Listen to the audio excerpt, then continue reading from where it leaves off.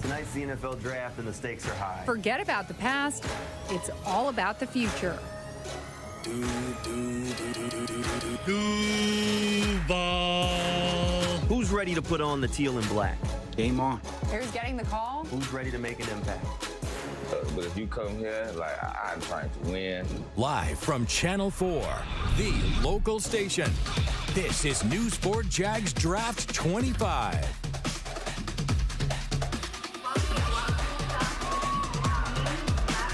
Welcome here into our News4JAX draft. So the draft party getting underway here at Lemon Bar as we count down to the 2025 draft. The Jaguars have the number 5 pick. A lot of Jags fans on hand here at Lemon Bar. We got crews all over the place. We'll have Eric Avignon, who's hanging out over at Sneakers. Yvette Sanchez here at Lemon Bar with us. So we'll get a chance to catch up with the fans and see all of the excitement that's around the area. Plus Justin Barney hanging out over at the Miller Electric Center. But as you can see, we got a pretty special guest hanging out with us here over on the desk. Brian Thomas Jr., last year's first-round draft pick. Don't get too much better than that. I know, Brian. How is it? Much less stress this year, obviously, for you. Yeah, it's a lot less stress. I'm just super excited to be here, though. Super excited. The draft's going on. Just super excited to see who will be able to pick. So let's start off with, there's a lot of new around the team, right? New head coach, new general manager, new executive vice president. What's the energy like in the building now, maybe compared to before all of this? Is it a little bit different? I say, like, I mean, once you walk in those doors, it's a lot of excitement, a lot of energy. And you know, like, once you come in, you're just coming in there to be better, get better. I mean, everybody's super excited to be able to work with the new coaching staff and just to be the best version of ourselves. We come in each and every day, work hard, and just to be better. How excited are you to head not only into year 2, but you're now, with Trevor Lawrence, the face of the Jaguars. Yeah. How much pressure is that putting on you? Do you not even think about that? Nah, I don't really think about that. I just come in each and every day just trying to focus on working and being the best version of myself that I can be. And just me and Trevor, we both the same way. We both just come in just to be trying to be better. And our relationship is growing each and every day as we getting to know each other more and more. Trevor's getting back healthy. We're just both just pushing to be better. So this time last year, you were waiting to hear your name called, find your team. Luckily, you landed here in Jacksonville, so you get the chance to hang out with us. So what was it like? What were those nerves like, waiting to find out what your NFL home was going to be, where you were going to go? It was super nerve-wracking. You're just sitting in the back room, just waiting to hear your name called. You see everybody else getting called, everybody else getting drafted. So I mean, it's just super nerve-wracking, just not knowing where you're going to end up. But you got to try to enjoy the moment.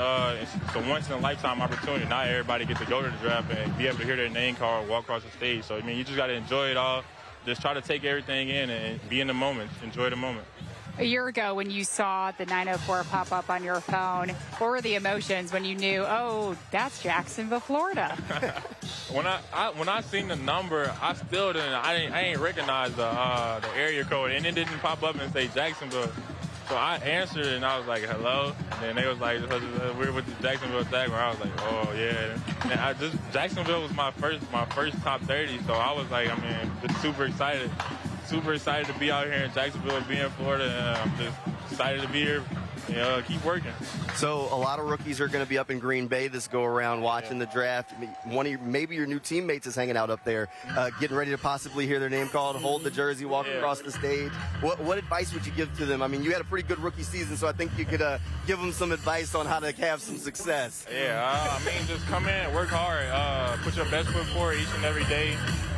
Set goals that you want for yourself, and strive for those goals each and every day. Even with your goals, you can tell somebody else what your goals are, or you can keep them to yourself. But I feel like if you tell somebody else, maybe tell a parent, friend, or something, they just push you and hold you to that standard each and every day. Just make sure you're being better and being the best version and striving for those goals each and every day.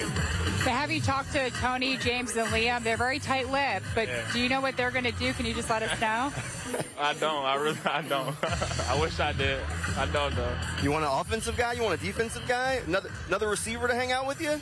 That's above my pay grade. Fair enough. I'll just be super excited with whoever they get. I know that they got our best interests at heart, so I know that they'll make the right decision. You mentioned setting goals along the way. Have you set goals for this upcoming season yet? Have you started thinking that far yet? Nah, not yet. I'm just trying to get through these workouts and stuff right now, and then when that time comes, that time will come.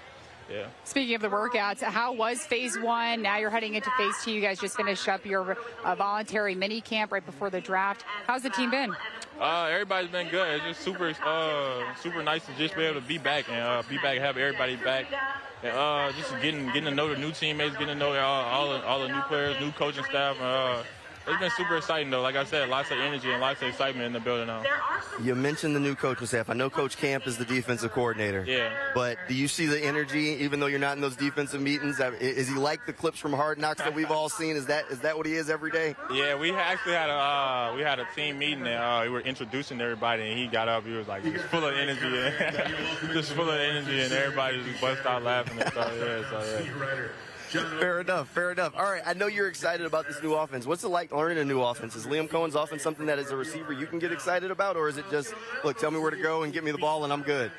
Yeah, it's definitely something that you can be excited about, just seeing all the success he's had in the past, and all the success other receivers have had in the past. So I'm super excited just to be able to get in and work, and just to be able to push and be the best version of myself that I can be. Hopefully, take my game to the next level. How different is it for your offensive coordinator to be only a couple of years older than you? Yeah, that's very different. But I mean, he's a great guy, great coach. He's just super cool, super fun to be around. So I mean, I'm just super excited to get to work with him. I know you've gotten to know a lot of the Jaguars fans around here. A lot of them are kind of hanging around and probably going to try and flag you down here. What has it been like to kind of get to know this fan base? I mean, it's a little different. You were in LSU where they have a feverish fan base, but these Jaguars fans are pretty intense too. Yeah, I would say both fan bases are great. Just being able to be in Jacksonville and see how all the fans love the Jaguars. I mean, it's super great just to be able to be a part of a team like that. Hopefully, we can bring Duval Nation some more wins next year. Maybe postseason trip? I like postseason trip. I love that. Definitely. You can do it for us, right? We'll be rooting for you. Definitely gonna try to. Yeah. We'll see if you can put it together. Pick a little bit later in the draft next go around would be good. Yeah. You know? All right. I think Brian's got some other things that he's got to take care of up here. Thank you for hanging out with us a little bit. Hopefully, maybe you can bring that postseason. We talked about it here. He'll lock it in. Put that as one of your goals for this upcoming season, right? Maybe? Definitely going to try to. Give us a Duval as we end with you. Come on. Duval! That was phenomenal. And the fans around us are now screaming it too. I can hear it over our headphones. There we go. A little echo. A little pressure. A little bit better than your head coach did his first go around too. I'm just saying the truth is the truth. It is what it is. All right, we still got plenty more of the News4JAX draft special coming your way right after with this quick commercial break. I think the key here for people who are going to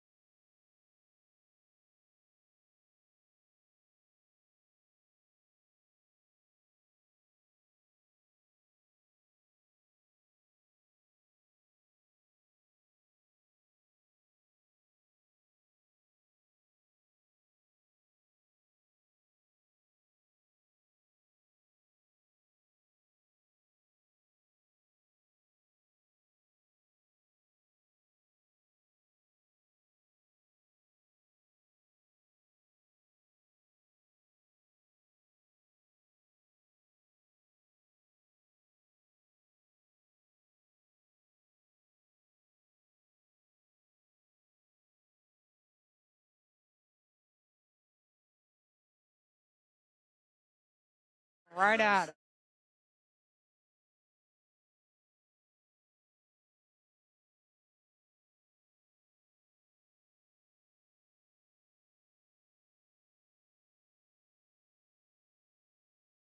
As I mentioned, we have a ton of coverage, guys. You want to check out. We'll have the draft airing live here starting at 8, but then after that, we'll have all your coverage on Jaguars.com. You know, over there because area, so a little bit different, right? Yeah, absolutely. We were just talking to Brian Thomas Jr. just before this, and I think we were all kind of shocked by how many people have gone in here, but he did a big Duval, and I could hear people right behind us screaming. It's like a war chant. Anytime you hear it, you got to repeat it. Got to start rolling in. You know, that's the energy we're talking about. That's the energy that folks feel, and there's a lot of energy inside that Jaguars building because there's a brand new regime. New regime means new energy, new faith, and new opportunity to see if they can get this thing rolling. Yeah, and you can tell, Brian Thomas Jr. just said it, the excitement when you walk into the facility, you can feel it, and you can see it in their press conferences. Liam Cohen and James Gladstone, they are committed, they are excited, and they want to turn this franchise around. And that's exciting for all of us to see. I know Jaguars fans, you have been waiting patiently for a successful team to come, and I think this could be it. But James Gladstone has said it. He understands that what he does with that number 5 pick, if he drafts at 5, if he moves up, that's the new thing for today. But that he's going to be judged by that for the rest of his tenure here. But I just have a feeling that he's going to make the right decision. Well, we'll see what he has to say because this is going to be his first time as a general manager. James Gladstone, a first-time GM. Liam Cohen, a first-time head coach. Tony Baselli, a first-time executive vice president of football operations. All new. And we got a chance to catch up with Tony Baselli a little bit today before the draft. Of course, it's very busy. Jaguars have 10 picks, and right now they're sitting at number 5. And Tony told me that Jaguars fans are going to be very happy with whatever the team does tonight, even if you wouldn't leak the number 5 pick to me. Who knows what's going to happen? You know, everyone's kind of speculating right now. We have a good plan. We understand the plan could change. There's contingencies, and but we're prepared, and I think people will be excited with what we do tonight. You've been on the other side of the curtain, this side. Now you're kind of on the inside. You got to love that nobody seems to know what you guys are going to do. It's very purposeful. Yeah. Listen, we know what we're going to do. And it's best that no one else knows until we make the pick. 3 days, it's not just about the first pick. No, absolutely. I think tonight's fun. I mean, this is all the hoopla, you know, and everything else, and it's exciting, and we want to get a really good football player, but we're looking for good football players in every round. Tomorrow is just as important. Saturday is critical. We have 59 guys on the roster right now, which is the least in the NFL. We're going to go draft 10, and then we're going to go sign probably close to 20 college free agents. And so you're going to have a bunch of new faces here. It's going to be very competitive on the grass. And we're going to give guys opportunities to go earn a job and be a Jacksonville Jaguar. That's a big undrafted free agent class. It's going to be a big class. Is that I mean, intentional? Is that just kind of how it's fallen together? Opportunity? Yeah, we're just looking. We're just trying to put the best team together that we can, and get the right people in the building, and let people go compete for jobs. A lot of excitement there. Look, that's going to be a big undrafted free agent class.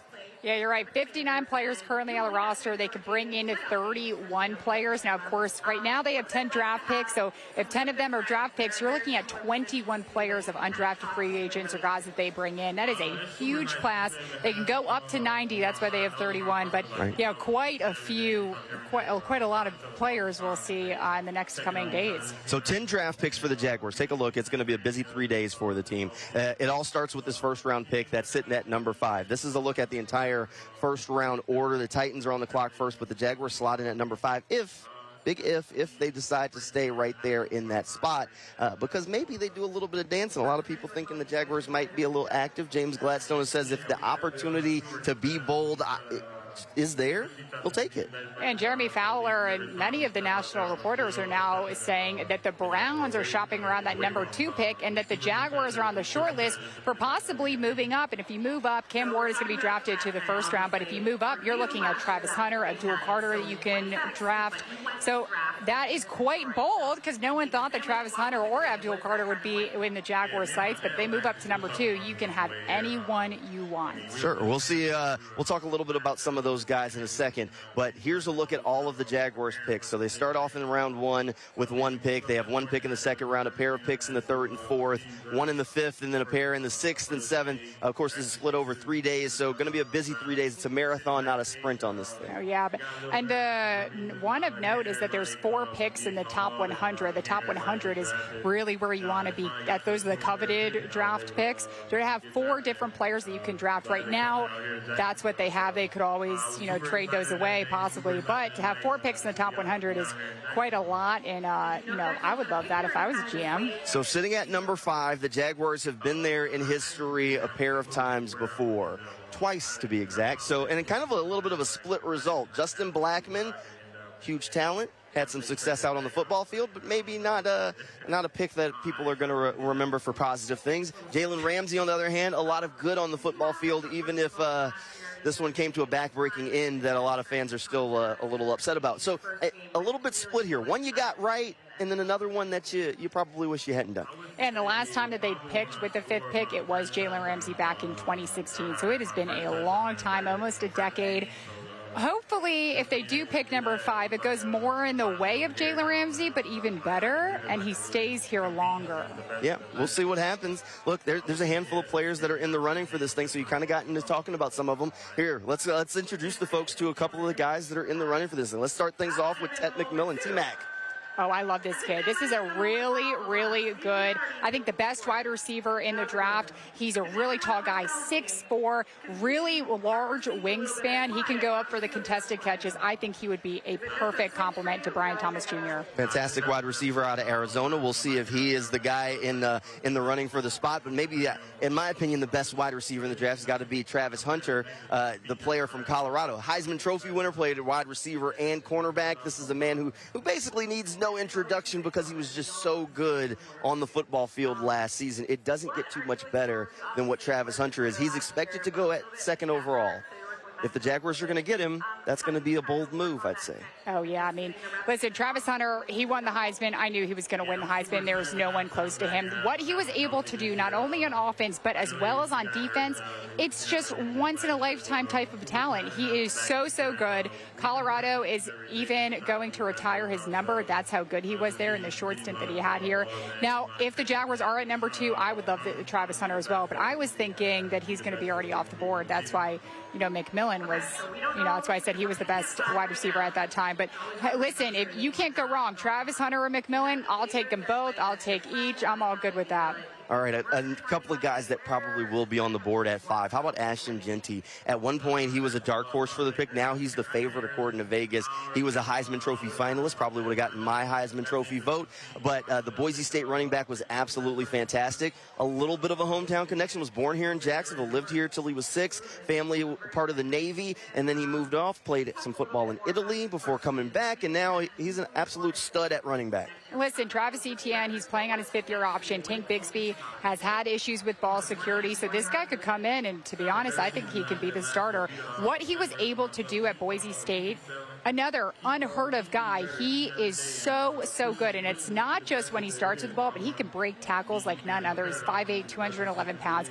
This is who Justin Barney really wants the Jaguars to draft. He has been on the Ashton Jeanty bandwagon for months. We'll check in with Justin here in a little bit. Another guy who's been very highly connected to the Jaguars. How about Mason Graham, defensive tackle from Michigan? He's been fantastic. He's probably going to be one of the first defensive tackles off the board, and the Jaguars need some help on that defensive line. Mason Graham would definitely check that box. How about a couple other big guys on the offensive line? Will Campbell, a guy who's supposed to go a little bit earlier, an SEC guy from LSU. Expected to go at 4, but who knows? Crazy things happen. Maybe he slides to 5. Brian Thomas Jr. would love to reunite with his former teammate. There are a ton of LSU players on the Jaguars roster, but this is a completely new front office, so maybe that loyalty is out the door. And maybe one dark horse offensive lineman. How about Kelvin Banks Jr., offensive tackle from Texas? Just slide in there. At one point, he was considered to be the top offensive lineman. He's kind of slid a little bit now, and now he's going to go a little bit earlier than people expect. Extremely talented. Look, the Jaguars have to find a way to improve their offensive line. They got to find a way to improve a handful of positions. That's why they're picking at number 5. So there are a lot of needs, and there are a lot of players in this year's draft that could help to fill those needs. But one thing is for sure, whoever the Jaguars draft, they're going to be intangibly rich. So we have Yvette Sanchez, who is live somewhere in the crowd of people here at the Lemon Bar, and we've set her on a mission to see if people can help us define what intangibly rich is. Yvette, did you find the answer? Listen, I think like many people, we all had question marks on the top of our head. We're like, wait a minute, that's not what we're used to hearing. We're looking for power. We're looking for weapons. We're looking for bigger, faster, stronger. But then we hear Cohen and Gladstone say, well, we're looking for, you know, this something that's intangibly rich. So I went ahead into this big crowd that's under me and I said, well, let me go ahead and ask these people, what do they think intangibly rich means for the Jaguars? What does intangibly rich mean?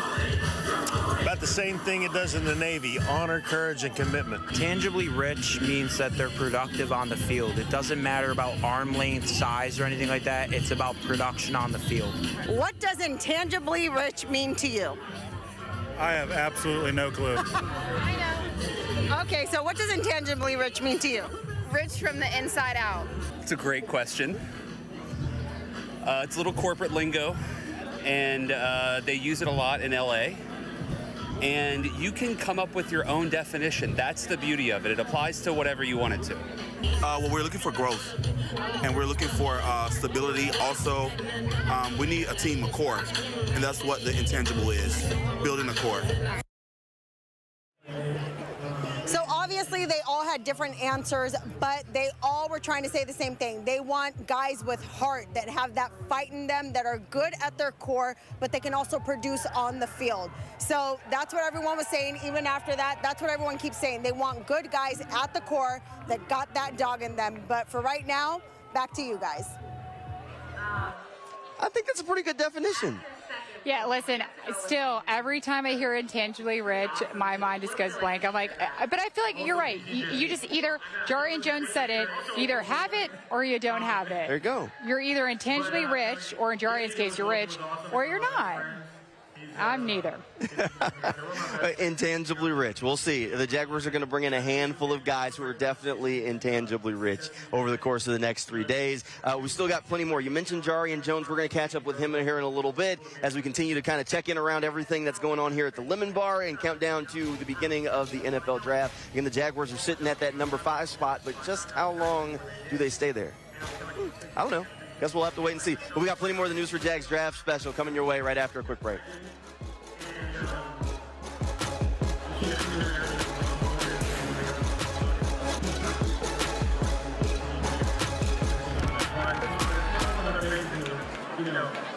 See how hard they work all the way from now all the way to the season and finally reach the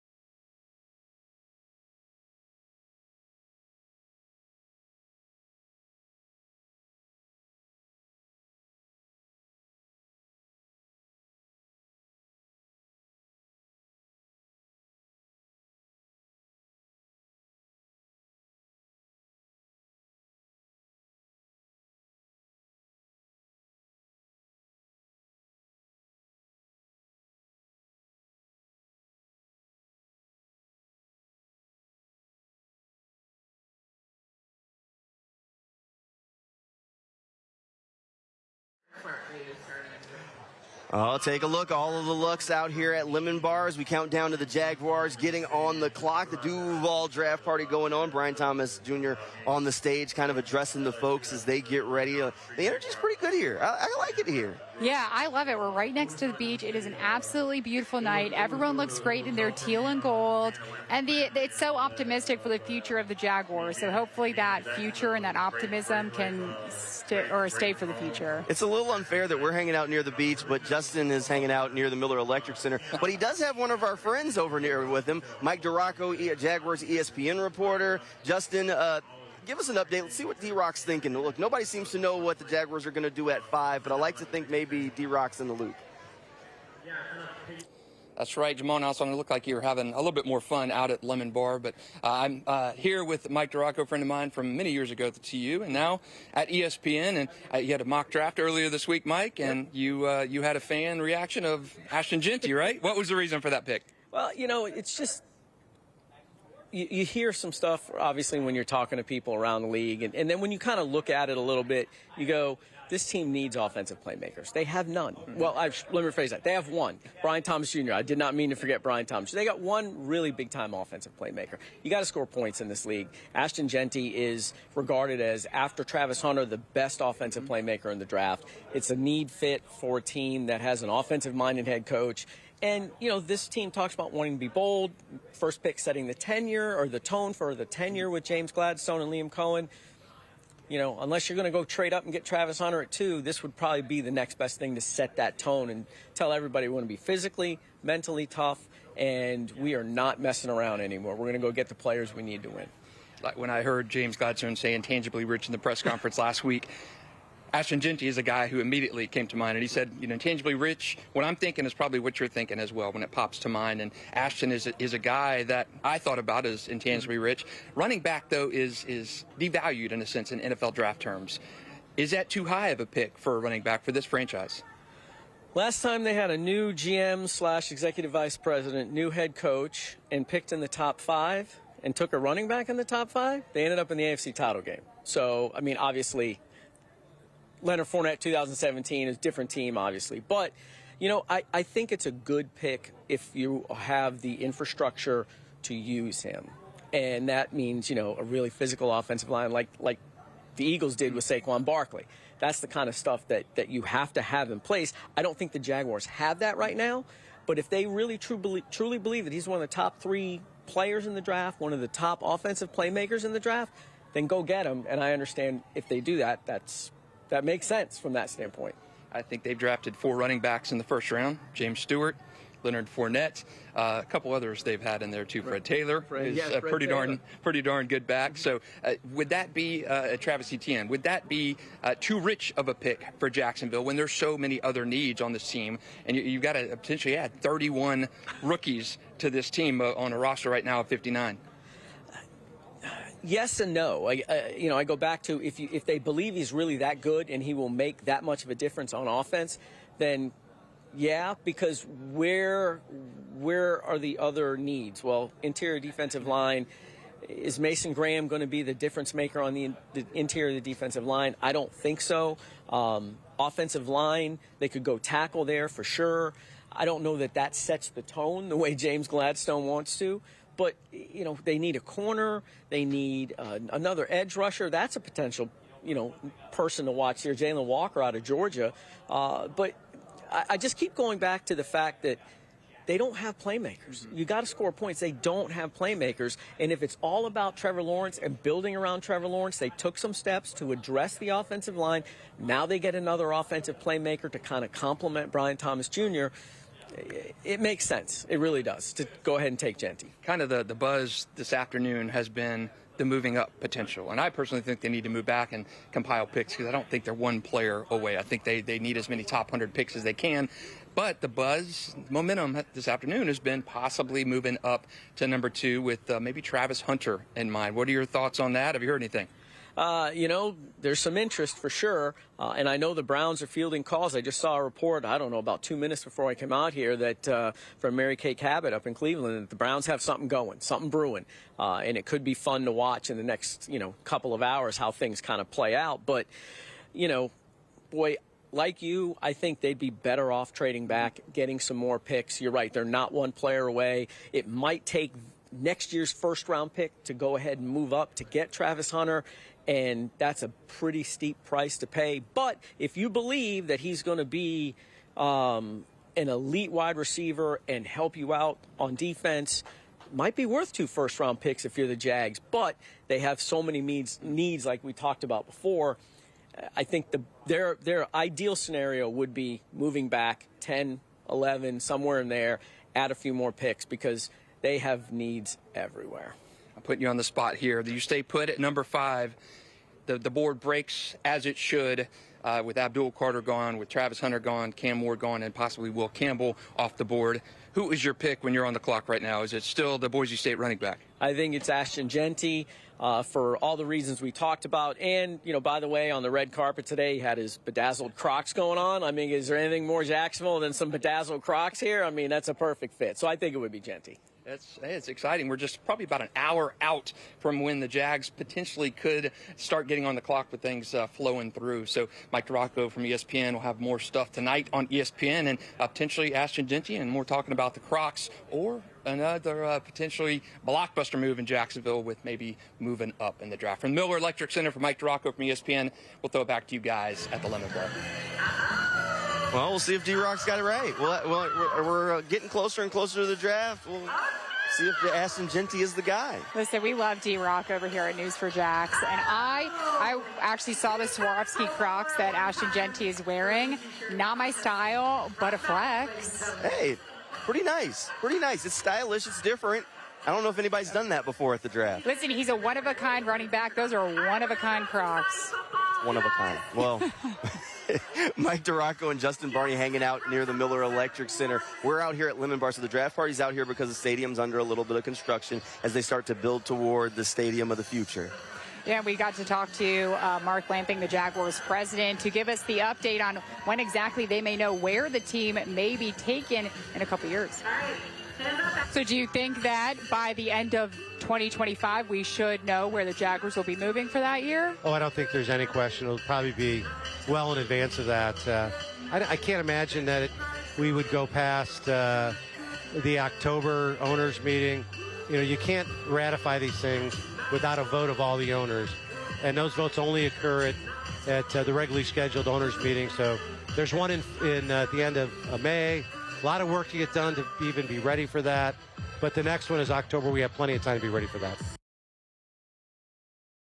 Well, plenty of time. The time for waiting is almost at an end as we kind of wait. The construction's underway. I know a lot of people are concerned about that, but don't worry. It'll be ready to go when the games do roll around. Mark assured us of that. But, yeah, they're looking towards where that home is going to be, or their home away from home for that 1 year. Not too far away. There was an update that in Orlando, they're getting ready to put quite a bit of money or give quite a bit of money, millions and millions of dollars to the Jaguars for them to come to Orlando and Camping World Stadium for that year.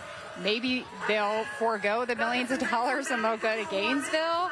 I would not turn down. I think it's around $11, $18 million. I wouldn't turn that down. We'll have to wait and see what happens when they turn those proposals into the NFL later on this year, so we'll know that answer soon, just like we'll know who the Jaguars' first-round draft pick is soon. We're counting down to the draft here. We're getting closer and closer, less than 30 minutes out from the start of the NFL draft. The Jaguars sit at pick number 5. Could they move up? Could they move back? We'll have to wait and see, but we will stay right here on Channel 4 and count you down a little bit closer. Coming up next, we're going to hear from a Jaguars player that went through the draft process last year, Jarrian Jones.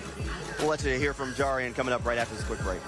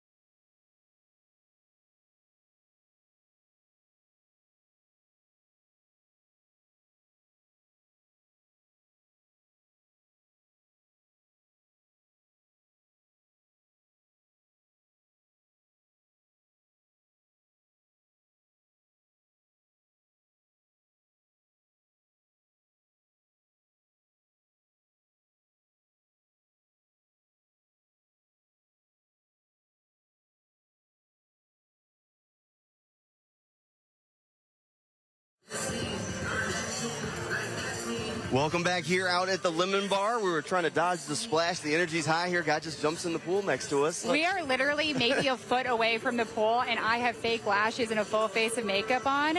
I was hoping that he would not hit us with his... But he's a skinny guy. We're in the splash zone. We are literally in the splash zone, and maybe the Jaguars can make a splash tonight. We're waiting to find out if they can make a bigger splash than the guy that just jumped in the And pool. you know what? Everyone says that the top 5 is going to be, quote, explosive. And just about a couple hours ago is when the news hit that the Jaguars may trade up and swap with the Browns at pick number 2.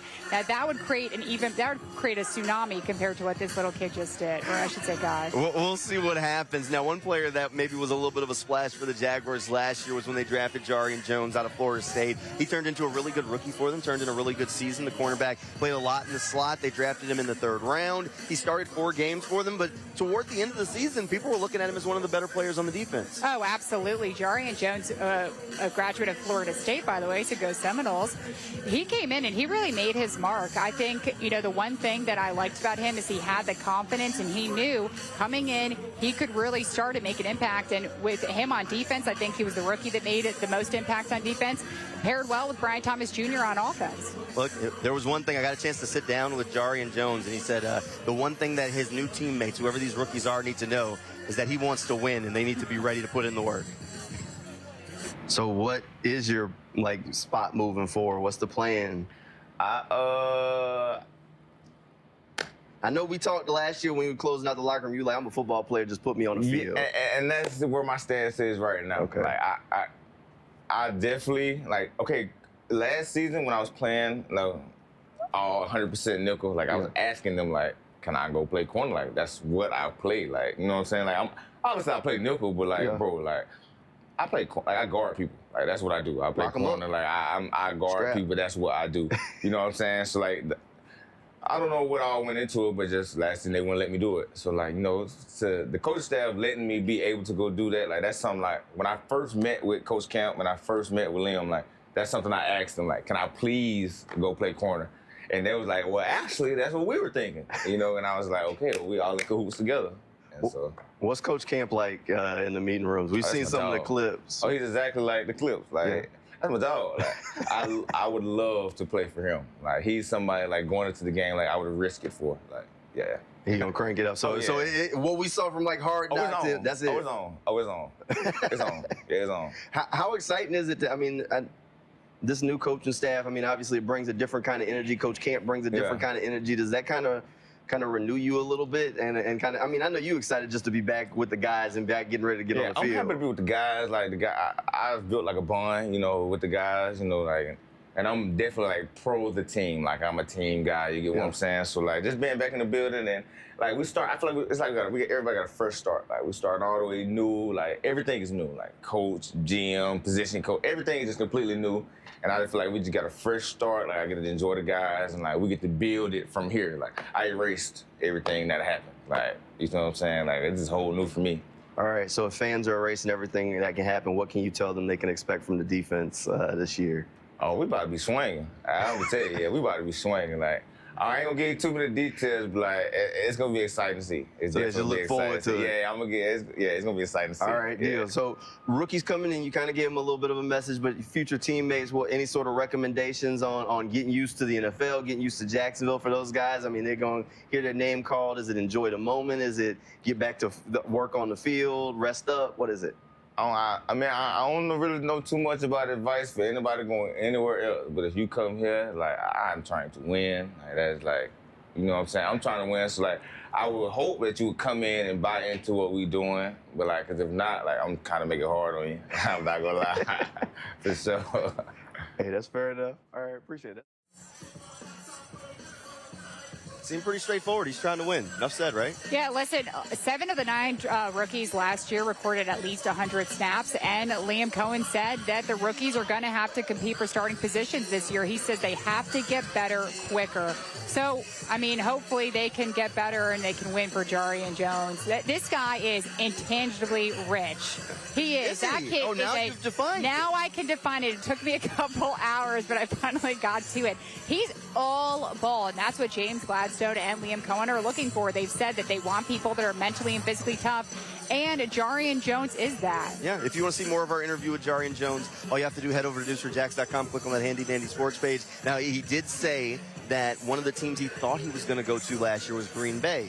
So this is kind of a little bit of a reunion. It all worked out because new defensive coordinator Anthony Campanelli was on that Green Bay staff. So it was one of the guys that Jarrian knew liked him in the lead up to the draft process, thought he was going to have a home there, ended up here in Jacksonville, and still ended up getting the coach that he had gotten to know over the course of the process. My mom always says everything works out, and Jarrian, everything worked out. Unfortunately, it didn't go the way you wanted last season, but now you have Anthony Campanelli, who, by the way, is exactly like Jarrian Jones. He is tough. He is down to business. He's Italian like me, so you got to love that. My mom's watching, so she'd love that. Shout out. But no, this guy's good. I really like Anthony Campanelli. What we've seen from him in Hard Knocks, a little explicit, but exactly what Jaguars fans you want. This guy is pumped up, and he only will win. Yeah, we'll see what happens. Hopefully everything will work out for the Jaguars over the course of the draft. 10 draft picks. We're less than 30 minutes out from the start of the NFL draft. The question is, what are the Jaguars going to do in the first round? We've talked a lot about what the folks here at Lemon Bar are thinking, but we'll check in at some fans that are watching the draft from some other locations, plus check in what fans on social media think the Jaguars should do over the course of the draft. All that's coming your way next when the News4JAX draft special continues right after this.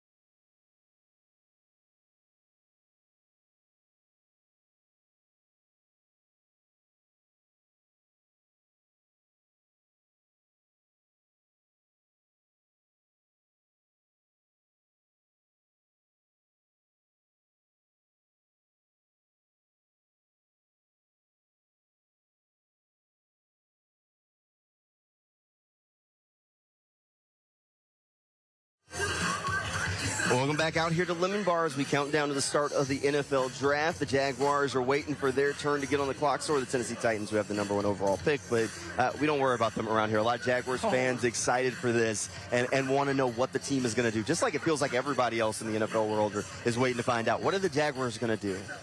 I think all eyes are kind of on the Jaguars. Of course, everyone knows what the Titans are going to do, but you have a first-time GM, you have a first-time head coach. They are very tight-lipped. No one's talking inside that front office. We've tried, trust me.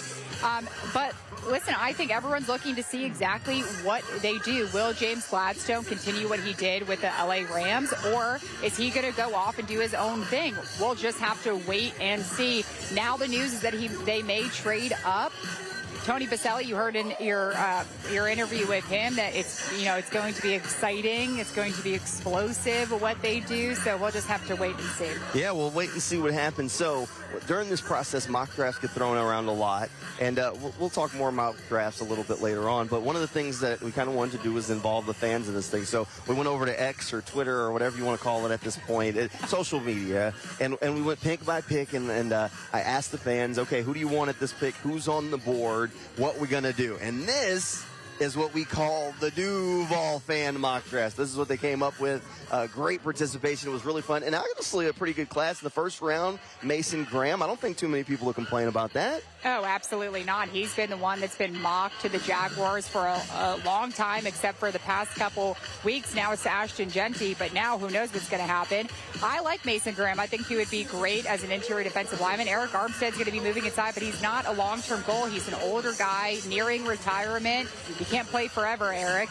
I think he'd be great with Josh Hines, Allen, and Trayvon Walker. That would be a defensive line I would not want to mess with. And if you're a running back other than Derrick Henry, you're going to probably have some troubles getting through that. And then you go to the second round. They got lucky, landed Gray Zabel, the offensive lineman out of North Dakota State. A little bit of a small school guy, but really good there. Third round, they get the cornerback from Benjamin Morrison from Notre Dame. Wide receiver from Washington State, Kyle Williams.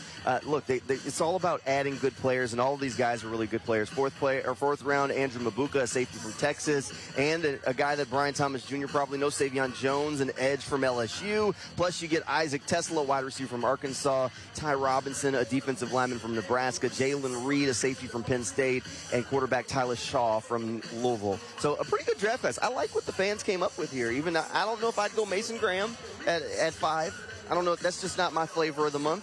But I like this draft class overall. Hey, Justin Barney loves Gray Zabel, the offensive lineman. He said maybe he was texting us earlier, and he said maybe they'll take him with the number 2 pick if they trade up. I don't think that's going to happen, Justin. Justin's just having nightmares of Jaguars drafts past. That's all that is. But there are a lot of Jaguars fans who are enjoying getting ready for this year's draft. The draft's always a lot of fun. We're here at Lemon Bar, but there are Jaguars fans all over Jacksonville. We've got Eric Avier, who's hanging out with us over at Sneakers, where it looks like there are a handful of Jaguars fans over there. Eric, are they? It sounds like they're pretty loud and they're like they're ready to go. Hey, they are, and you know what? I'm ready to go myself, so you know I do this every year on the draft party night, so here we go. This will be no different. There's a party going on right here, a celebration to last throughout the year. So bring your Jax gear and your laughter too. We're going to celebrate this draft night with you. Come on now. There you go. They kind of changed that up on me. Boy, these guys have been, they've just been having fun over here all night. And you know, since the last time you guys saw me, this place has filled up a little bit more over here. I'm going to walk you guys through some of this because I've been talking to some really interesting people over here. We got some really interesting tables. For example, this guy right here, he's a Denver Broncos fan. His little baby that's not here right now, she's a Broncos fan. The wife is I believe is a Bengals fan. We got the lone Jaguar fan right here. I think we've got a Jet fan over here. Man, how are you able to cope with all these different team fans? I don't know, man. You're used to coping as a Jaguars fan, so you just nah, they're good people, and except for him, the Jets fan. I know you and we were just talking earlier about the rumors that are going on in terms of what might happen before that draft pick. What are you really hoping for? I'm just excited to get like a quality starter on the team, an exciting player, and I think when you're sitting at 5th and you have the options we do, we're going to get that. So whoever it is, I'm excited and hope they're a good quality player and help the team win. Gotcha, man. Thank you. And it's not just over here. I want you to take a look at this group over here. So we got a ton of Jaguar fans, but we have the one lone Pittsburgh Steelers fan. In fact, there's actually quite a few Pittsburgh Steelers fans here. Now, I got to ask you, man. Are they treating you okay over here? Because you're like the lone Pittsburgh Steelers fan over here. They're treating me great. I really appreciate the hospitality. You know, Steeler Nation all day. Are you gonna take that? Well, you know, it's Duval. Wait, say that one more time. Duval. Up there you go. Duval rules. Duval rules. I mean, take a look at this, man. We got another Steelers fan over here. Now I got to ask you. Now, come on, Brad. You got to be here for the Jags too. Oh, I'm rooting for y'all for sure. You're rooting for For sure. As long as you ain't playing Pittsburgh, brother. Oh, you hear that? All right. Let's go Cowboys. Okay, so we got a Cowboy fan over here too. So you know, we got a little bit of everything in here, but I would say that the majority of the folks in here are Duval or Jacksonville Jaguar fans. In fact, let's go back over here one more time over here, because now, guys, you know, I have to say, I just went over there, and let me tell you something. We got Cowboy fans over there, Pittsburgh Steelers fans over there. What do you say about this? Cowboys now. Come on, y'all ready? Y'all ready? No. 1, 2, 3. I didn't hear that. Did you guys hear that?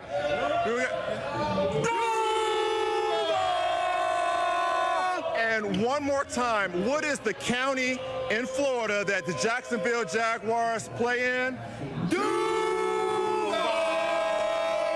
You heard? Yeah. So again, we're just having fun here. Everyone is just having a really good time. We're waiting for the draft party to start, and obviously, there are quite a few people when you talk to folks right here. Everyone is kind of on pins and needles because they don't know how this is going to play out, because there's so many rumors of the Jags either going up or down or staying at that 5th spot. So, of course, when that time comes, we'll bring it to you live. Reporting live, Eric Amier, Channel 4, the local station.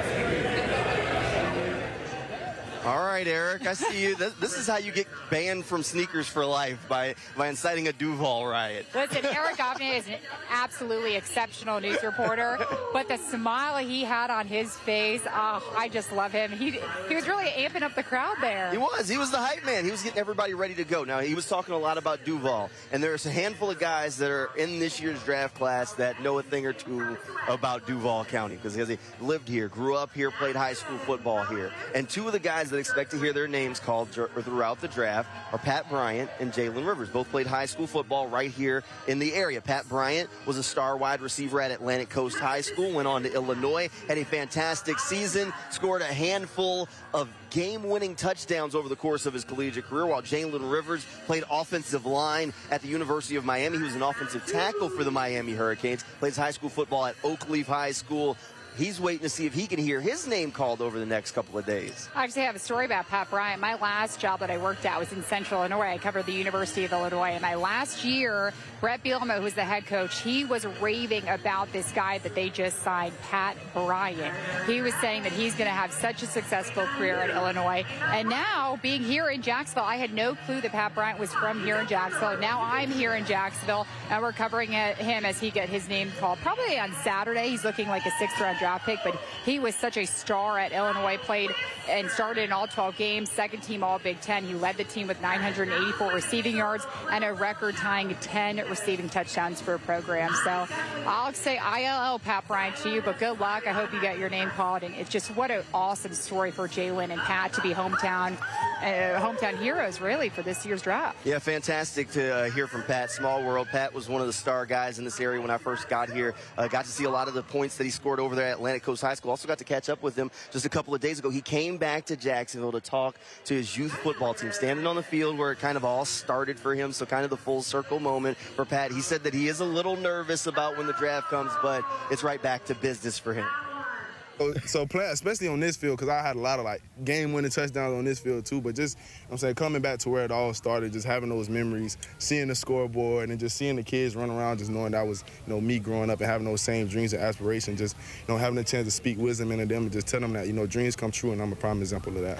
Any nerves for when the draft comes around? I mean, when I hear my name called, but I'm more ready to, get back on the field, put those pads back on, rookie OTAs, just get back into, the game that I love. So no emotions when the phone call comes, just back to business? I mean, I say that now, but, things might change. Once my mom might shed a tear, I might shed a tear, but, it's always going to be cheers of joy, man, just feeling like, my dream came true, mission accomplished, but, hey, I ain't going to stop there. I still got about 10 more years in me, So really just, just putting it all on the line and just trying to achieve my goals. Just kind of the start of something new. Facts, definitely. And if you're wondering how many Jaguars have drafted like local hometown guys, 4 in all of the draft history, the latest one being Cooper Hodges in 2023, but they drafted Shaq Quarterman, D. Webb, and Rasheed Mathis. Yeah, Cooper Hodges, Baker County guy. Shaq Quarterman, of course, another Oakleaf guy, so I'm sure he'll be cheering on Jalen Rivers wherever the Miami, Oakleaf and Miami connection for the two of them, sees his NFL career start. But we'll be keeping an eye on those guys over the course of the draft weekend. We're getting closer to the start of the NFL draft. Actually, just a couple of minutes away. We'll take this quick break, and then we'll wrap things up here from Lemon Bar before we head things over to News4JAX Plus. But we'll be right back after this quick break.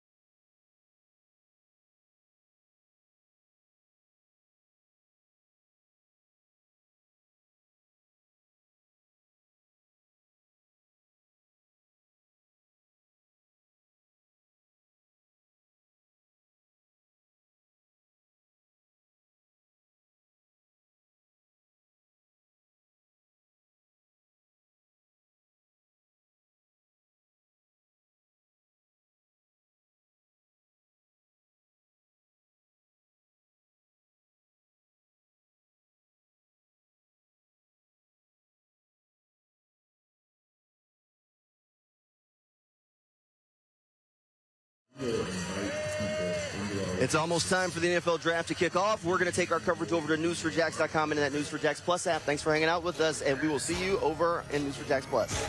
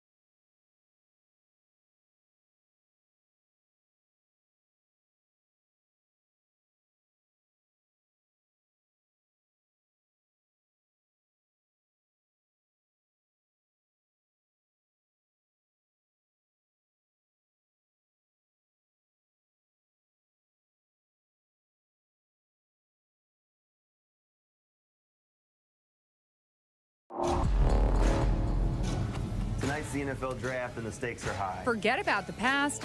It's all about the future. DUUUVAL. Who's ready to put on the teal and black? Game on. Who's getting the call? Who's ready to make an impact? but if you come here, like, I'm trying to win. Live from Channel 4, the local station. This is News4JAX Draft 25 on News4JAX Plus. Welcome here into News4JAX Draft 25 here on News4JAX Plus. We're live at the Lemon Bar. The NFL Draft getting ready to start. It is officially 8 o'clock. You can see all the Jaguars fans hanging out with us as we count down to see what the Jaguars decide to do tonight. Completely sold out here at the Lemon Bar. 1,600 people packed in here, and we get to be two lucky people here. You can feel the excitement. Everyone is so excited. The draft just kicked off. The Titans are going to be on the board, and they'll be drafting, of course, Cam Ward, the Miami quarterback, in just a few minutes. But I'm so excited to see what the Jaguars are going to do, and hopefully we can find out soon. Maybe they'll do something crazy. Maybe. Look, wild things could happen. They promised bold, and look, at one point they were saying the pivot point in this year's draft felt like it was at number 5, but today it feels like the pivot point in this year's draft could actually be at number 2, because the question is, who's going to be on the clock at number 2? Right now the rumors are swirling that the Browns are shopping that pick, and that's likely where Travis Hunter gets drafted. Could it be the Jaguars that make the bold move up to go get Travis Hunter? We're going to have to wait and see. Look, does James Gladstone have the clout to go ahead and make that move in his first draft? That would be one to remember. That would set a tone. That would be a tone setter. He understands that what he does with that number 5 pick, either trade up, trade down, or pick at number 5, is going to be what everyone remembers him by as his tenure here as the general manager of the Jacksonville Jaguars. And I think he's very confident. He knows exactly what he's going to do. Shad Khan brought him here because he is one of the wizards with the draft. You've heard Sean McVay with the Rams say that he is just so good at what he does. That's why he's young, and he was brought here as the general manager. I think they know exactly what they're going to do. I think they're going to be very aggressive, and I think they are going to make it known around the league that this is a different Jaguars moving forward, and we're going to let you know by what we do with that 5th pick. All right, take a look at the draft order as it stands as of right now for the NFL's first round. The Titans sit at number 1, the Browns at 2, Giants at 3, Patriots at 4, and then the Jaguars slotted at number 5. Now, the Jaguars have 10 picks over the course of this year's draft. Starting with number 5, this is a 3-day process. The first round is tonight. The second and third rounds are tomorrow. And then on Saturday, rounds 4 through 7, the Jaguars are going to have a lot of work to do on their hands, but it all starts with number 5, a spot that the Jaguars have picked in twice before. Yeah, that's right. The last guy that they drafted, number 5, was Jalen Ramsey back in 2016. He had a pretty good time here until he left. So hopefully the new Jaguars pick at maybe number 5, or wherever they do pick, can be just even as good, maybe even as better. Look, Jalen Ramsey was fantastic. Now, the other player that they picked at 5 was Justin Blackmon. Justin Blackmon definitely flashed as a wide receiver when he was on the field, but his tenure not one that's going to be well remembered. While Jalen Ramsey definitely going to be a Pro Football Hall of Famer one day now, I don't know if he's going to go into Canton, Ohio as a Jaguar. I don't think we'll be talking about him as the second Jaguar player to go into the Pro Football Hall of Fame, just because the back-breaking way we saw his term come to an end here in Jacksonville. So we'll be keeping an eye on Jalen Ramsey. He's also a player that's on the market, looking to be traded by the Miami Dolphins, who could be finding a new team over the course of the next couple of days. So we might see where Jalen Ramsey's headed. But the Jaguars have had some pretty good luck at finding talent at number 5, even if neither one of them really ended the way people wanted them to. Can they find a third guy? Can they find someone else that can finally give that number 5 their flag planter, the second maybe Pro Football Hall of Famer in franchise history? Is that too much to ask? I don't think that's too much to ask, and I'm confident they are going to. If they stay in the top 5, this will be their 11th time the Jaguars have held a top 5 pick. The last time they picked top 5 was 2022 when they drafted Trayvon Walker. Of course, that was a different regime back then. This is a brand new one, younger one, I think more aggressive one. But yeah, I'm excited to see exactly what they're going to do. We've said it multiple times. They are very tight-lipped. No one is speaking in the Jaguars front office. We have tried. Everyone has tried. James Gladstone is locked in. He did an interview with Jaguars reporter J.P. Shadrick. He wasn't messing around. He didn't want to do the interview, I don't think. J.P.'s a great reporter, but he wanted to get straight to business and into that war room. All right, the Titans are getting ready to be officially on the clock, which kicks off the NFL draft. Now, while the Titans are on the clock getting ready to make their pick, let's talk about some of the guys that are in the running for the Jaguars to possibly draft, especially if they're sitting at 5. Let's start with Tet McMillan, T-Mac as he goes by by. The big wide receiver from Arizona. By many, he's considered as one of the top wide receivers in this year's draft class. A big go-up-and-get-it kind of guy. Trevor Lawrence loves his big wide receivers. And what better than to bring in a guy who can be the Robin to Brian Thomas Jr.'s Batman, right? Absolutely. This guy's 6'4", 78 wingspan, and has made a ton of contested catches for Arizona, where he played college football. And I think he can do that exactly here and be the counterpart to Brian Thomas Jr.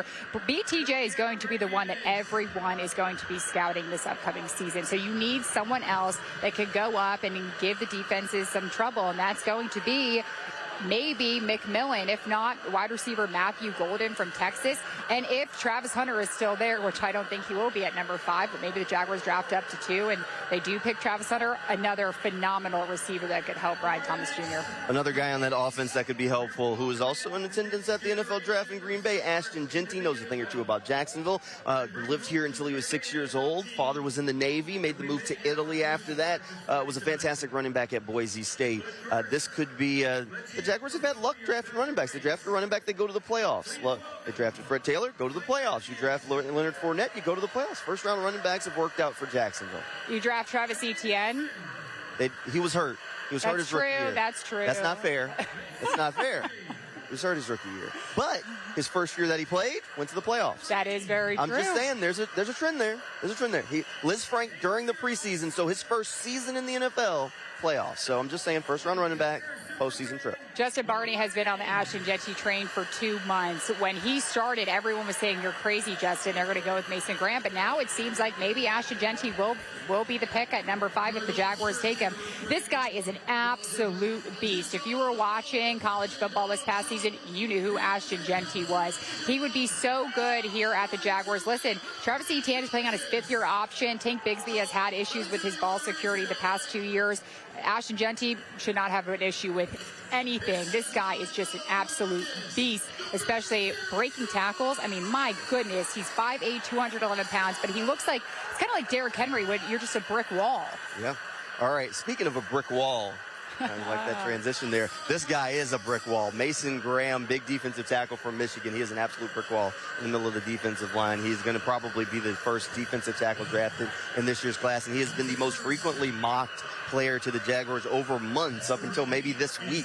It was almost a foregone conclusion, it felt like, that Mason Graham was going to be a Jacksonville Jaguar, and now everybody's saying, well, not so fast, Mason. Maybe you need to look at some real estate somewhere else besides Florida.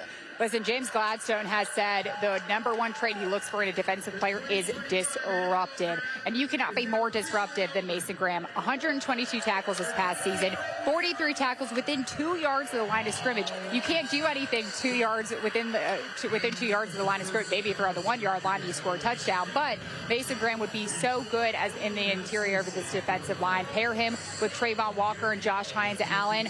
I wouldn't want to go up against that. It's going to be a long day for a running back if you're going up against those 3 guys. Listen, Eric Armstead moving inside, but he's not a long-term deal. This is an older guy who's nearing retirement. Mason Graham could be the next guy.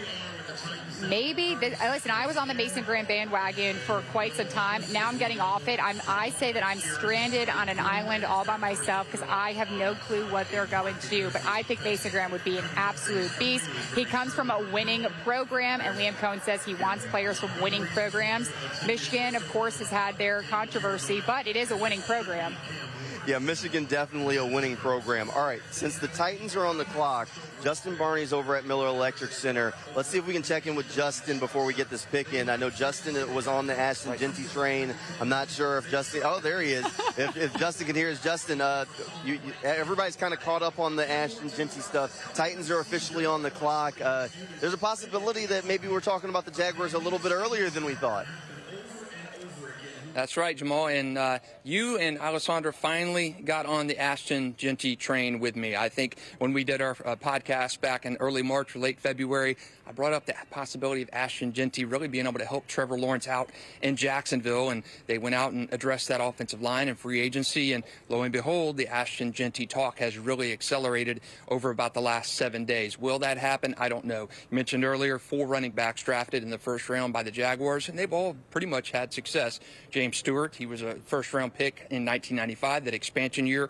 Really good career here in Jacksonville. You had Fred Taylor, who was drafted at number 9 back in 1998. He had an unbelievable season, probably would have been Rookie of the Year if not for Randy Moss's otherworldly rookie season. Then you got to go to Leonard Fournette. You mentioned playoff season for Leonard Fournette, and then Travis Etienne, who missed his first season with a Lisfranc injury, but his second season, the Jaguars went to the playoffs. So there is something to be said about drafting running backs in the first round and then that success coming over and following them. They've really not had a first-round running back miss if Jacksonville decides to stay put at number 5 and ends up pulling the trigger on Ashton Jeanty, who you mentioned was born here in Jacksonville, did live here a little bit of time from a military family, moved out of Jacksonville when he was 6 years old. So he has a little bit of ties to the area. It will be interesting to see if he is drafted tonight, asking Ashton what he remembers about Jacksonville. But another thing to remember is offensive line. They did address that in free agency. If you remember, the offensive line last year really had some struggles last year and even the year before, struggling to move the ball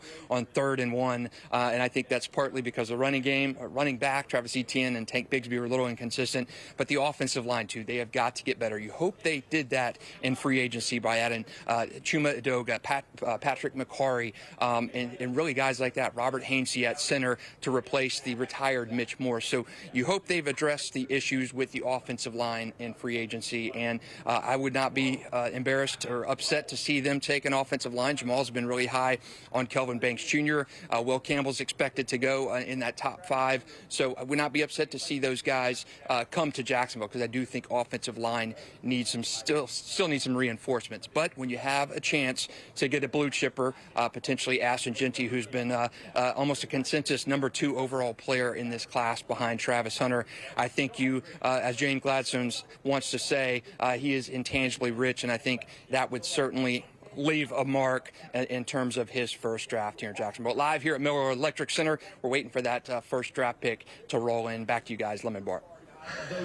All right, Justin, while we wait on that draft pick, let's check in with Yvette Sanchez, who's out here at the Lemon Bar. I know she's surrounded by fans that are eagerly waiting to see what the Jaguars are going to do. Yvette, I know the anticipation's kind of building now that the Titans are officially on the clock.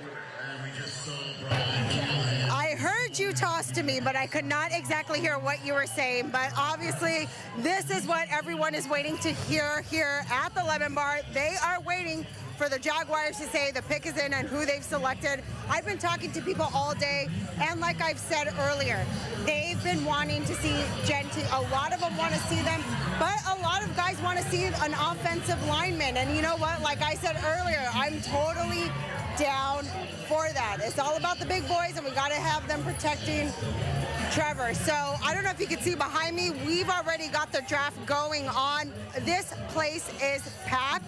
It was wild beforehand. I know Jamal and Alessandra, obviously you guys saw it. They were playing games. People were jumping into the pool. So the vibes are here. Everyone is ready and everyone is waiting. They've got about 4 minutes left in the first pick, so we're still waiting. We're 5th pick, but you know what? We're just gonna have to sit here and wait. But for sure, we will have for you guys when the pick is finally in. But for right now in Neptune Beach, Yvette Sanchez, back to you guys.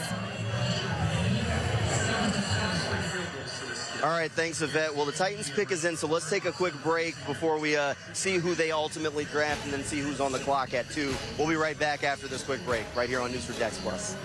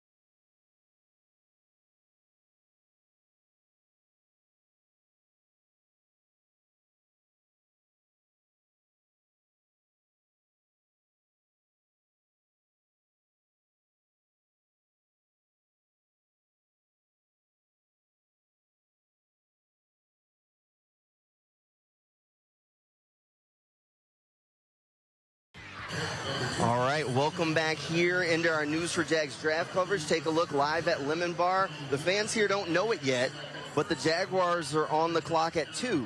The Titans drafted Cam Ward, and then now, according to the reports that are out there, the Browns are trading the number 2 overall pick and a 6th-round pick to the Jaguars, and the Jaguars are trading number 5, a 2nd-round pick, a 4th-round pick, and their 2026 first-round pick to the Browns, which means the Jaguars are on the clock at number 2 overall. I think that's what we consider a bold move from James Gladstone. Absolutely, and the fans here at the Lemon Bar just found out about this trade, and we hear a lot of cheers, a lot of smiling faces. I don't know if you can hear it on our microphones, but people are excited about this. Travis Hunter will be a Jacksonville Jaguar in about less than 5 minutes, I would have to expect. It sure does look like it's going to happen. The Jaguars went and got it done. I would say that counts as a bold move. We talked about the Jaguars not picking at number 5. I largely thought that meant they would trade backwards, but they went the other direction. They said, let's get this thing over with. So we're going to have a quick night here. We're going to have a quick night here, and maybe we don't have a draft party next year since they've already traded next year's first-round pick, but the Jaguars are on the clock at number 2 overall, so now it's just a matter of time until Travis Hunter is officially walking across the stage holding a jersey, and we start the talk of, does he play both ways? Yeah, that's true. And what position will he play? It's going to be probably wide receiver here. Let me tell you about your offense. You have Trevor Lawrence as the quarterback. You have Brian Thomas Jr. as your wide receiver. And you have Travis Hunter as your wide receiver. That's a pretty remarkable offense right there. Hopefully, they said that they have addressed the offensive line they said they have, and there you go, the pick.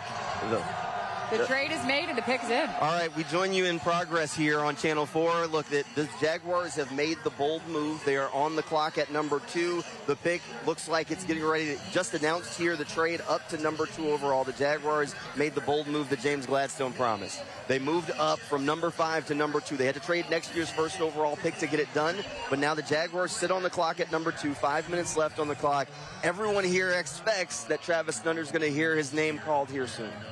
Oh, my God, how awesome is this? Listen, the Jaguars have said they want to get better quicker. You can't get better than this. I mean, you have Brian Thomas Jr. and Travis Hunter as your wide receivers with Trevor Lawrence. Now, this is all eyes, though, on Trevor Lawrence. You better be able to connect with them. And if you can, with 2 of the best receivers, young receivers that you have, then all eyes will be on Trevor Lawrence. But Travis Hunter is going to be a Jacksonville Jaguar. Well, all the talk was Mason Graham, then all the talk became Ashton Genty, and then the trade whirlwind start to swirl. We talked about the fact that, look, there was a possibility that James Gladstone would be willing to do something like this.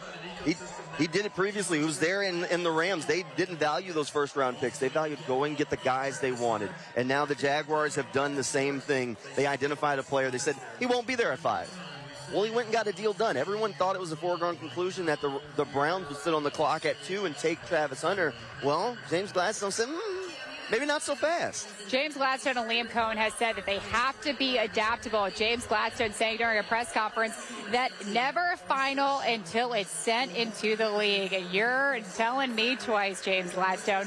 What a move they made. This is going to be a very exciting season for the Jaguars. Listen, James Gladstone, he knew that this was going to be how everyone viewed him for the rest of his tenure.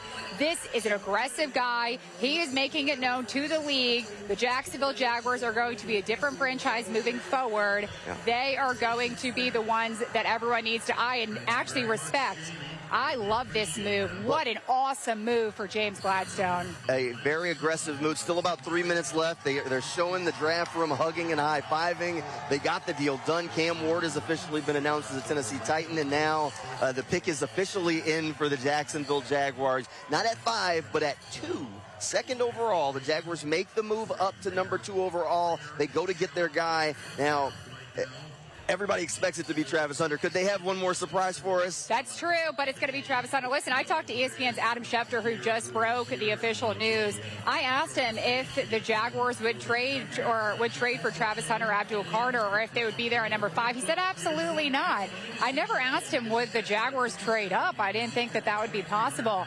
This is such an awesome move by James Gladstone and Liam Cohen. If I was Shad Khan, who's in that war room, I would be so proud of myself for bringing these 2 guys in. You know, Tony Baselli, when I talked to him earlier, he said, Jaguars fans are going to be excited about what we do. I feel like that was his way of just like dropping a hint, but not telling us too much. Just say, you know, you're going to be happy with whatever it is we do tonight. I think the people here at Lemon Bar are pretty happy with what's going on right now. It looks like Travis Hunter officially going to be a Jaguar, and I'd say that, folks, everybody's got their cell phone out. They're waiting for the official announcement of the pick so they can record it. This is the fun part of this. You never want to be picking this high in the draft, but when you are, this is the fun part. Everybody is excited. We can see everybody with their cell phones out ready to record this moment because this could be a big moment. This is a big moment. I think this moment is going to go down in Jaguars history. I just have a feeling he is going to be a Jacksonville Jaguar for the long haul. And it's so funny. I remember during the college football season, Deion Sanders was on with, I think it was Shannon Sharp, and they were talking about how the Jaguars at that point were the worst team in the league, and they may have the #1 pick. I remember specifically Deion Sanders screaming for Travis Hunter and saying, hey, Travis, you're going to be a Jaguar. Who knew that he was actually going to be a Jaguar?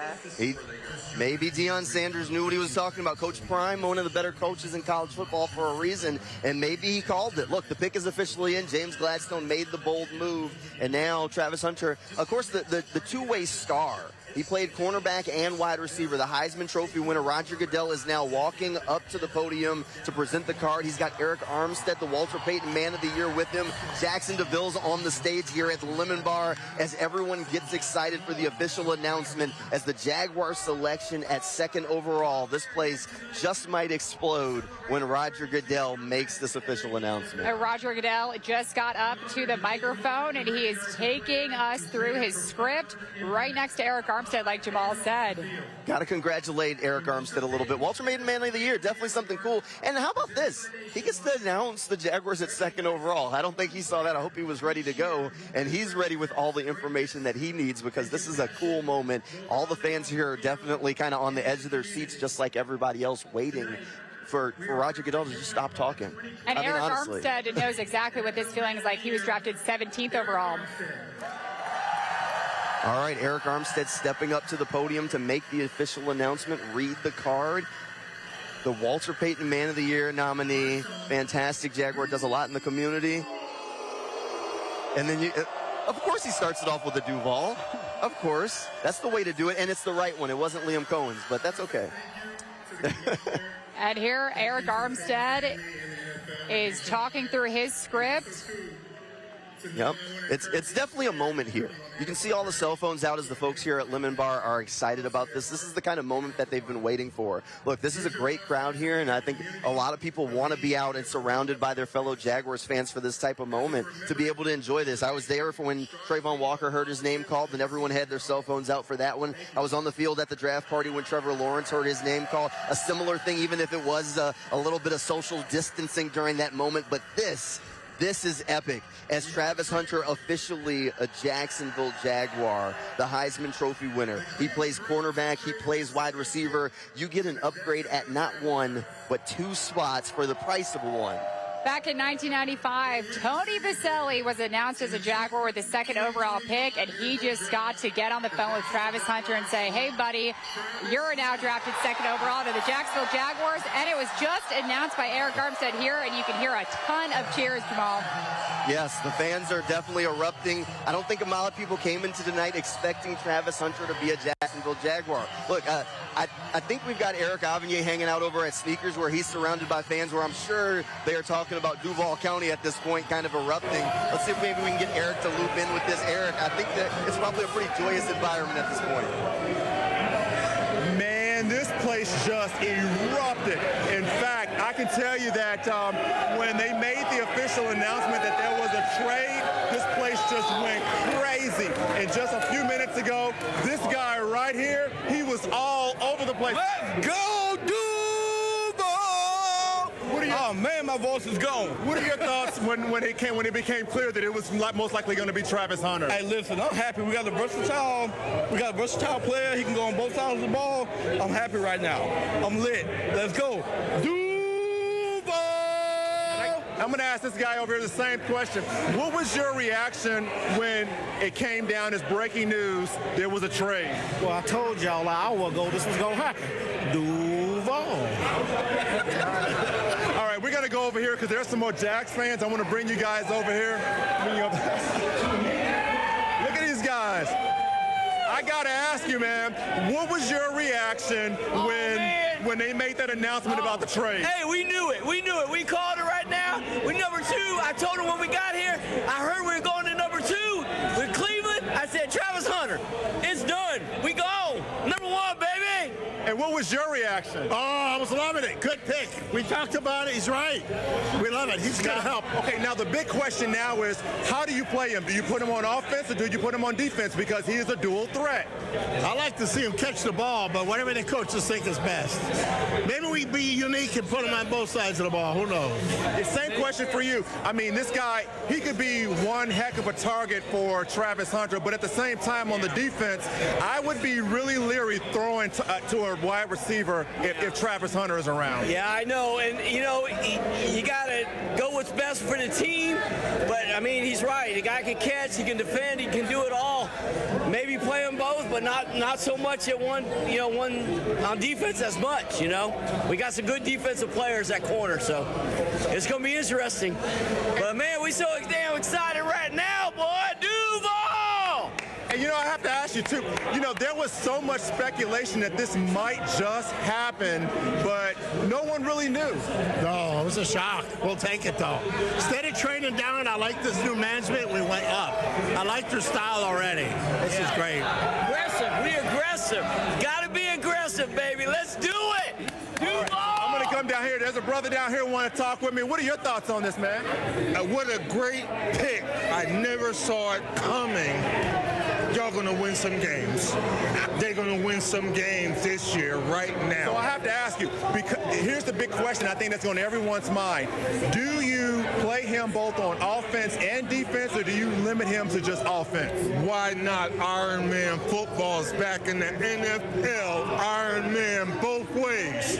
Y'all got it. Gotcha, brother. Y'all got it. How do you feel about this, man? I'm very happy. I knew we needed a quarterback, and that's what they got.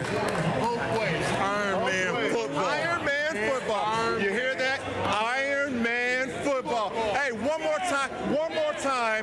What county do the Jacksonville Jaguars play in? You heard? Jamal, I'm going to send it back to you, brother. All right, Eric, a lot of excitement over there, a lot of excitement over here. Look, this is an exciting time. So just to recap what's been going on, the Jaguars were on the board to pick at 5.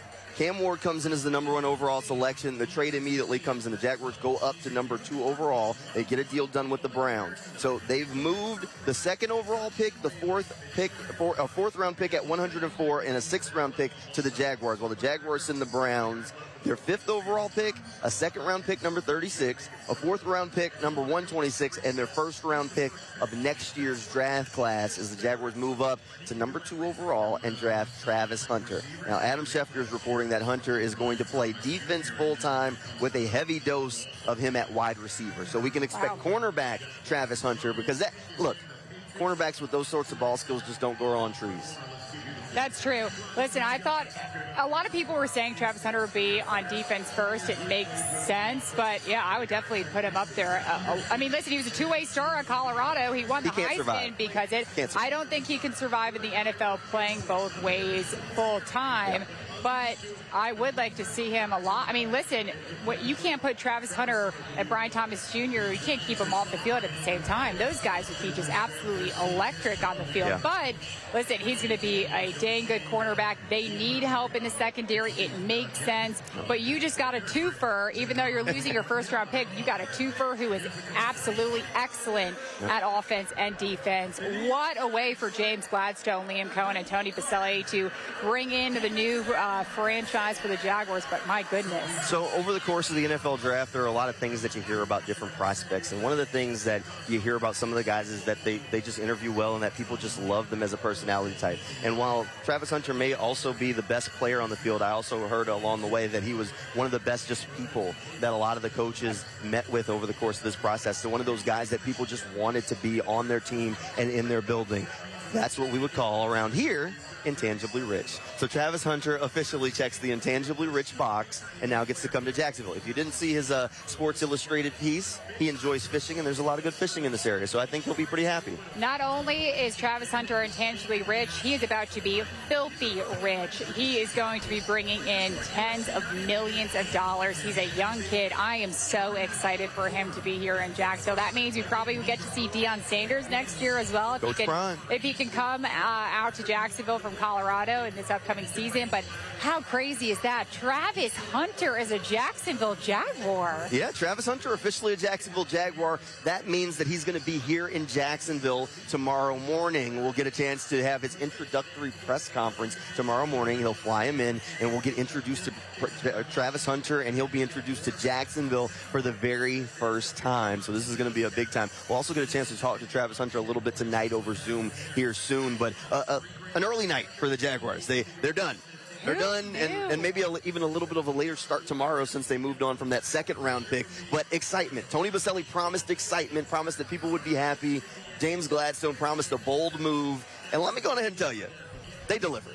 There's no bolder move than this, and there are reports that the Giants tried to trade with the tight ends to get Cam Ward, and they said, absolutely not, we're keeping Cam Ward. So we could have had two trades, but the first trade in the first round of the draft right now is going to be the Jacksonville Jaguars. Who would have thought? How about that? A bold move for the Jacksonville Jaguars as they land their guy. They land Travis Hunter at 2nd overall. An early night for the team, and that also means a little bit of an early night for us. So we'll wrap this up. You'll be able to find plenty more Jaguars draft coverage over on News4JAX.com and throughout the night during our newscast as we continue to try and catch up with people about the excitement of Travis Hunter. Thanks for hanging out with us, and we'll return you to your regular scheduled programming right after this.